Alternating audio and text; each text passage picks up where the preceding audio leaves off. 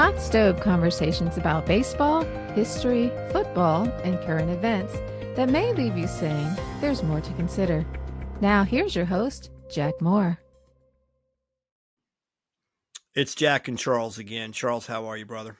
I'm doing all right. Yourself, man? This is more to consider, and I was going to say hot and bothered about something. I don't know if it's necessarily a good term, but you're pretty fired up. You're fired up. Brother Charles is fired up to talk a little bit of politics. So I don't know how many times this happened. Yeah, go ahead. Talk to me. Well, I was going to ask. Let me ask you first. How many times has this happened in our lifetime? Government shutdown. 100? Okay, something. It's a bunch, man. It's happened a bunch, but the thing is, how affected have we been? And yeah, I want to talk about this government shutdown. So Okay. I was having a conversation with a friend of mine who works for DOD. And what they do is process background checks. So Department of Defense, and it's an aspect of the Department of Defense to administer background checks.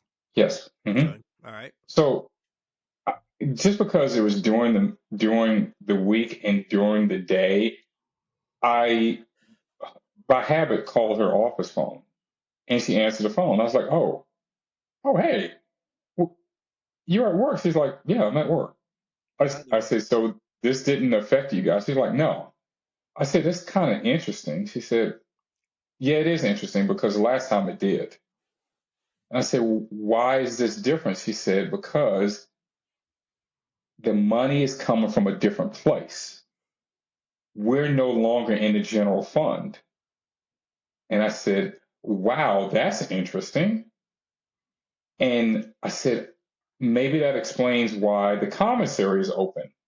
Because the last time we had a government shutdown, the commissary was closed. Right. And so were the gyms and other things on bases were closed, but not this time. And it seems though what they've done is they've taken certain agencies, departments, and taken them out of the general fund and then putting them in a supplement, or let's call it another fund. I can't remember what the name of it, because he actually told me what the name was, but I can't remember what it was. Is this synonymous with essential? I don't think so, because I would not. By the way, it would not be DOD, right? It's now DOW. That's right. It is DOW. Yeah, that just struck me. That's funny. Right? Yeah, I hadn't even thought about that. The comments about us not knowing what we're talking about. We're on that, right? Yeah, okay. That's right, man. Yeah, it's DOW now. Active Department of War, right? Okay. Yeah. So I found that interesting because it started to answer a lot of the questions that I had about things on bases that were still open that last time they weren't. But when you say last time, was it under the Biden administration? Yes. When we had that shutdown. Okay. And like I said, there were a lot of things on bases at the time that were closed down. But just the mere fact that all of this is because of the Democrats wanting to fund more health insurance, if you want to call it, or should I say healthcare coverage for illegal aliens. That's really what this is about. Is that really what this is about? That's really it is. It is because they know that's their census base. Initially, their census base, but also their potential voting base. They know it. Yeah. And the last thing they want to do is to lose potential supporters of their cause, or whatever you want to call it that. Well, let me ask you this too, though, because I saw a video a guy posted, and I think it was kind of tongue in cheek, but I also think he was making a point. It was sort of, the government is shut down. I don't care. He said, I paid less for gas than I have in a while. I'm still going to work. And it was kind of the stuff we've talked about before. Right. So when you say it could be like a potential or actual constituency of people that are here illegally, whatever you want to call it, with the Democrats, isn't part of it too what this guy was addressing? Is I keep hearing the sky is falling. Like I keep hearing since January 20th, the world is coming apart at the seams. I don't feel it. Right. He's kind of saying, I don't feel it. So I do think that there is a kind of an ongoing, every time there's a government shutdown, They piss and moan about who's responsible. And of course, the Democrats do a better job usually because they have their allies in the media to make it look like Republicans are just mean people that want to shut down the government, the world's ending. But I say all that to say, I guess you and I would both agree it's really not as grave as people make it. But do you not think that a part of this, at least with the Democrats every time, is just to have those Republicans again are shutting down your government because they worship governments. That's shutting down the church. Isn't that just a Yes, part of it too? Okay. it's a part of it, but I like for people to think about the Academy Awards and the Mm-hmm. Emmys. If you look at probably the past 10 or 15 years, the TV shows and the movies that have won the most awards, there's Right. one genre, I should say one subject, and that subject has to be Hollywood. So they're really biased when it comes to giving these awards to TV shows and movies that are dealing with the world that they live in, which is Okay. Hollywood. Right. Well, think about the people who are in DC. Of course, the politicians are going to be hollering and screaming about the people, about the industry that they're in being affected because that's their industry. But the guy that you were just talking about, he's like, well, I don't feel it. Right. And I understand exactly what he means because he doesn't live in an area that is Right. pretty much that, that industry. Um, so the Democrats, first of all, we got to go back to why. We got to go back to why. I don't want to Yeah. lose Yeah. Yeah. track about this. Sure. So the Democrats are saying, well, it's not about illegal immigrants. They're not getting Medicare or Medicaid. Well, actually, there are, but Right. by default. And the reason that they're getting it by default is because, and I think you and I have talked about this before, the law that was passed in the mid to late 90s that mandated that every emergency room had to see or treat anybody that walked into an emergency room. Right. No Regardless of questions asked. status. Right. Yes.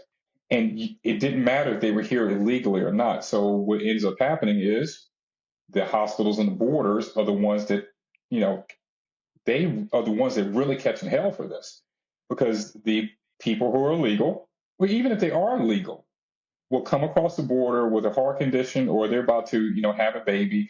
They get all the treatment they need and then they leave. Well, now the Yeah. hospital is on the hook for this. So what does Right. a hospital do?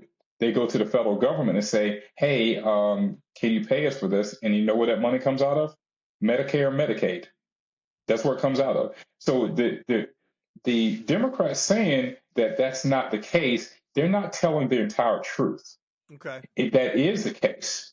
So illegals, money is going to the illegals, but not directly like you would think a person who is on Medicare or Medicaid. I It's got you know indirectly. what?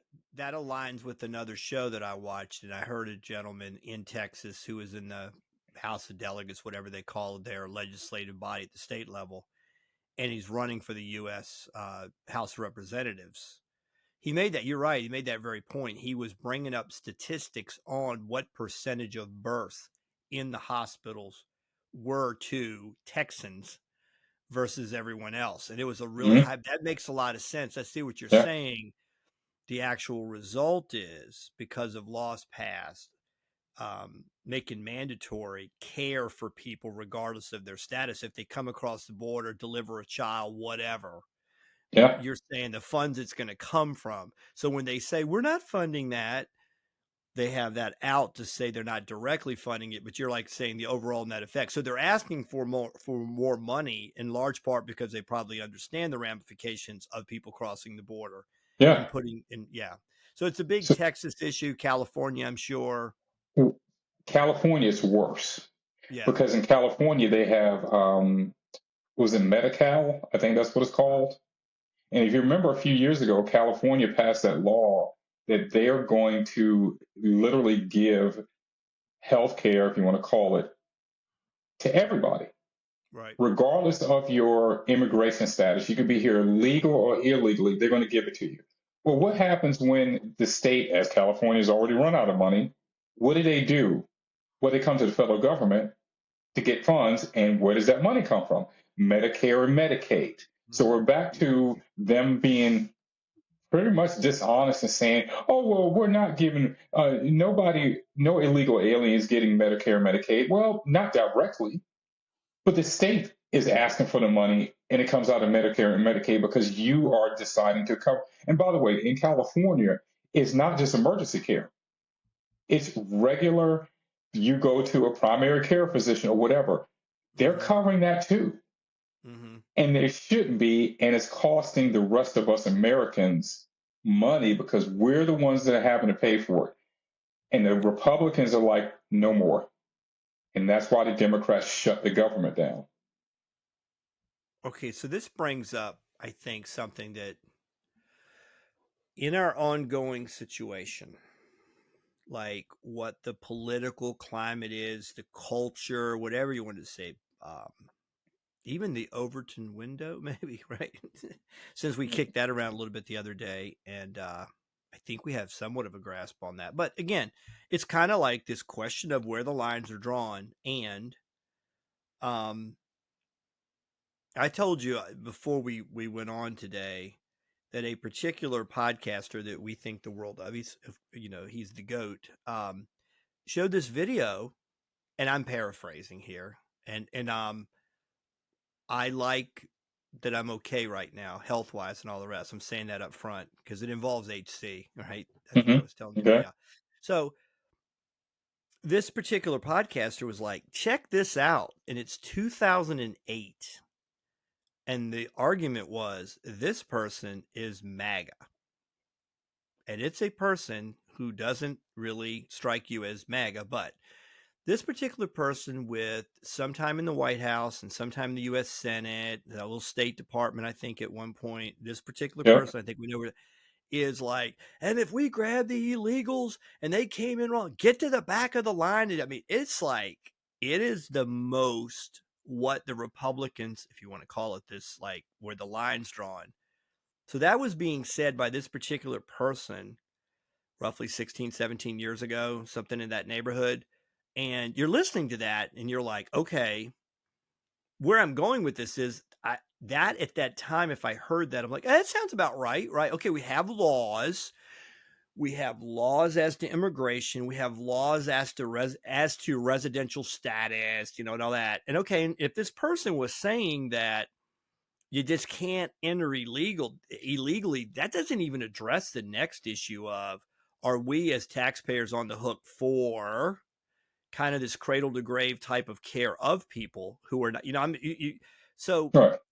this seems batshit crazy to me that we could live in an environment where we weren't all in agreement. Like, no, you'd have to follow the law. You know what I mean? Like, no, you'd have to follow the law here, not just that you could be literally arguing for greater funding of what you know to be the funding of other people's health care when they're not in a legal status to be here. Am I saying anything that's like really radical here? No. Right. So the very fact that this kind of thing goes on, that it becomes like a quote unquote political debate. Matter of fact, another thing I saw the other day was somebody high up in the Democrat Party, and I believe it was a U.S. senator, was on a talk show. I don't know if you saw this, and said, are you people literally saying that there are not people in your party that would say fund the health and medical care of people here not legally, however you want to phrase that, be as politically correct as you, people who are here not an actual citizen of said state or the union, Mm-hmm. and are receiving, and no, none of us think that. Play the clip. And they were like, play the clip. Right. And this Right. show, remember, Oh in yeah. the 2020 cycle, I guess it was. Yes, when a lot of people were on the stage. Yeah, it had to be 2020. I don't think it was 2016. It had to be No. 2020. I think it was 2016 So they because were was Hillary on the stage with a whole bunch of other people to get the I nomination? I don't think she was on the stage then. She wasn't on the stage. Okay. No, I'm pretty sure it was Then I 2020. think yes, I think you're right. It was Yeah, I 2020. think it Yep. was 2020. But anyway, the question Yep. was asked, do you, it was raise your hand if you agree that there should be payment, and all of them raise hand. Oh, Go. no. It's a step further. The question was, and I remember now, the question was, um, It wasn't raise your funding the. hand if your Yeah, plan, if your right. plan includes health care for quote unquote undocumented immigrants, and every single one of Right. them raised their And hand. all the hands went up. So then that was played for this Yeah, U.S. senator. Okay, so there's a disconnect yeah, here because the person behind the microphone is like, "Hey, you're telling me this isn't what it's about, and no one supports it yet." Roughly 5+ years ago, or really right at 5 years ago, in an environment where a question was asked, and I don't remember if it was. I think it was more like, "Do you support it?" It may have no, been with no, it. It was like, "Would it be in your platform?" yeah, that's exactly the question they Okay, were, because it was an individual question. Would your plan right. include undocumented immigrants? And everybody raised their hand. Yeah, the only reason I was thinking it was more of, "Do you support it?" was because I remember it was sort of that, though they looked around. Oh, okay, yeah, your hand went up. I think if you ask them, "Is it in your plan?"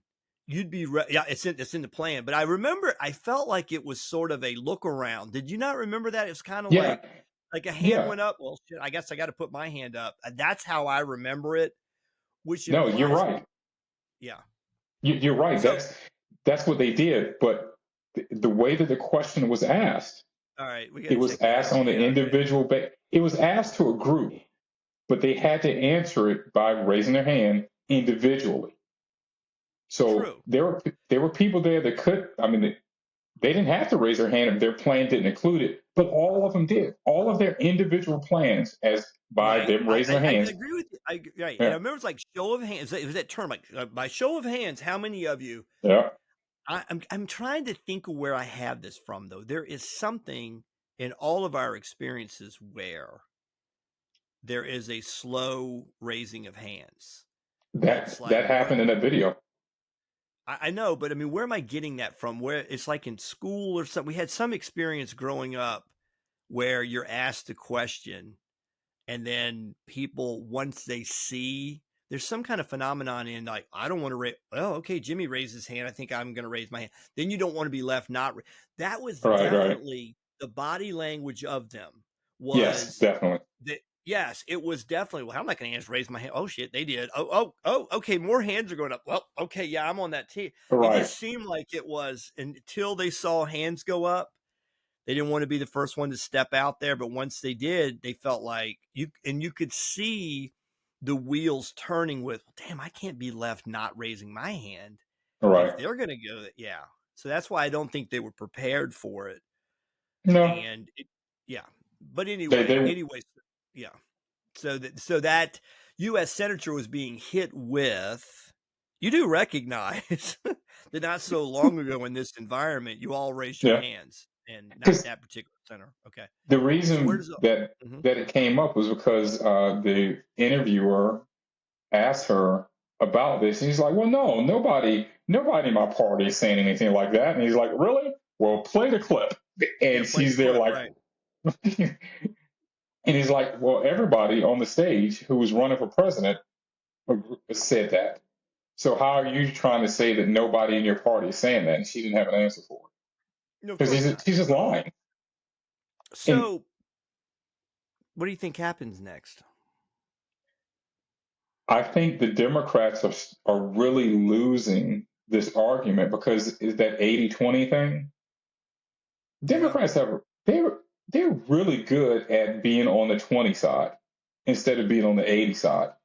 And what they're doing, especially with people in the inner cities, they're losing more and more and more traction with people in the inner cities because the people in the inner cities are asking this question: why is it that you constantly put illegal aliens in front of American citizens? Why? yeah, Why do you keep yeah. doing this? No, I And they think don't that's a have an answer. phenomenon. I do think that's a phenomenon, but I will say this historically.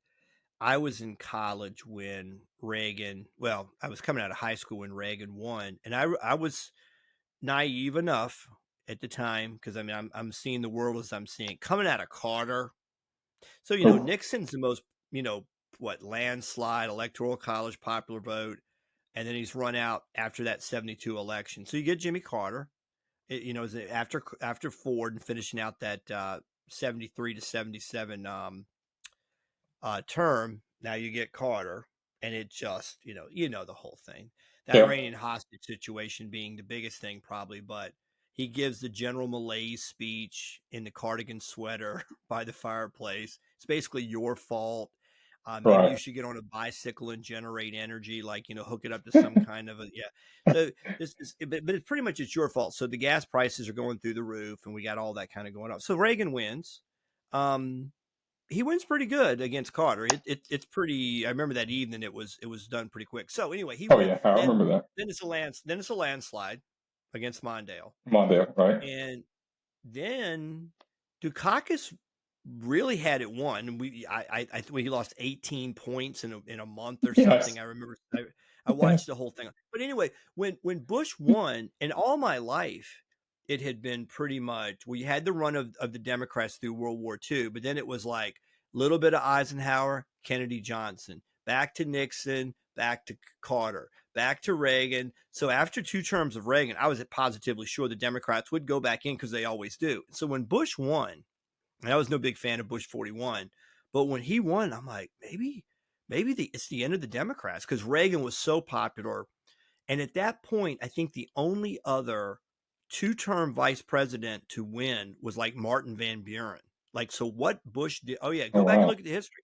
Go back and look at the history. People who had been vice president running off of a 2-term president never won. Just didn't happen. Well, and Nixon didn't win after Eisenhower.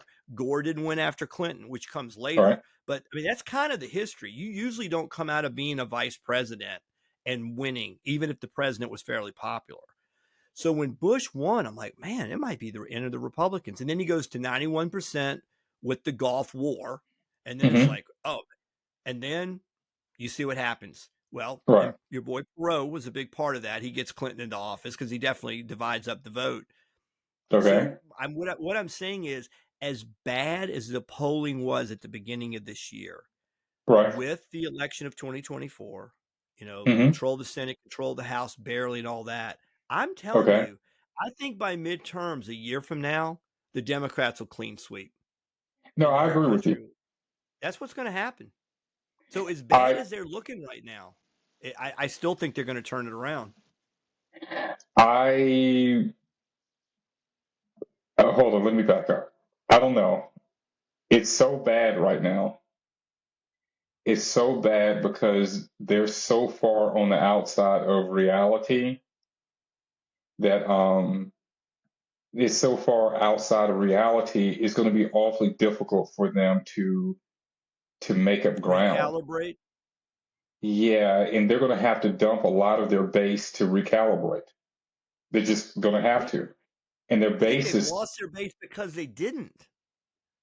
Well, but I mean, the I agree. file working class people that have taken off to the MAGA thing, or at least been Trump supportive, they're gone. So all you have left is the extreme left, I think.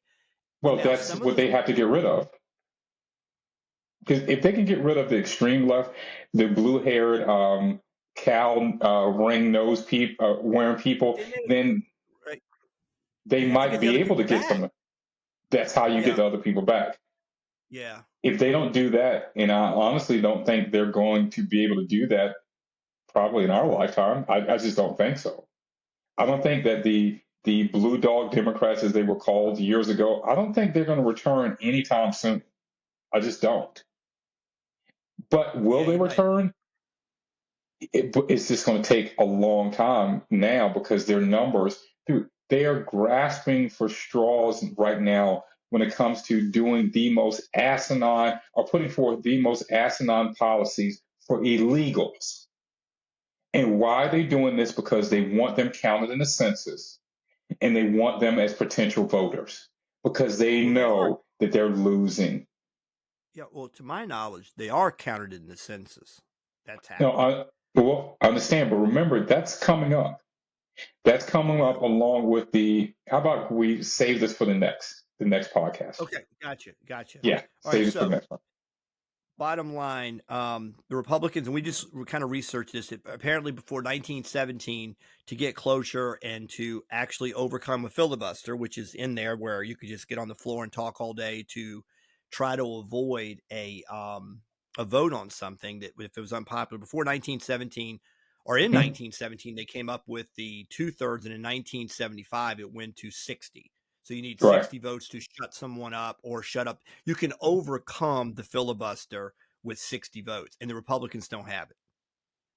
They just don't. So is there an argument that some of the Democrats will come over? Yeah, they're going to have to. They're going to have to come over because the Republicans are saying, and they can say this as a whole, that we're doing everything we can do to open up the government or to keep the government open. And it's the Democrats that are really the ones that are keeping it closed. Right. Okay. They actually do have a leg to stand on. Yeah, I don't know if there's been any talk about, because I just can't imagine in what's left of the Democrat Party in the Senate where there's going to be people who would jump ship to the Republican side just to get a budget through. I don't know that those people exist. Man, that's a good question. I would. Yeah. Okay. All right. So we have covered, your final thoughts on government closure in this situation, how it's going to play out, or what's your overall take on it? It might just be like, hey, good for us. There is some benefit in stalemate. There is. And this is, I'm not going to say it's all bad. I'm just not. We have to do something about this illegal alien thing. We really, truly do, or else it's going to break us as a country. And what the Democrats are doing and have been doing for the past 10 or so years is saying, come one, come all, and we'll pay for you. Yeah. That's what they've been saying. Like you say, there is a greater strategy. Certainly within that. Yeah. Yeah. And it has to do with political power. Yep. It's just using people for political power. All right, Charles, love you, brother. Thanks again. And we'll be back with another episode here too. Here we go. All right. Thanks for tuning in. If you like the show, subscribe and hit your notification button to get an update when we post another episode. See you soon.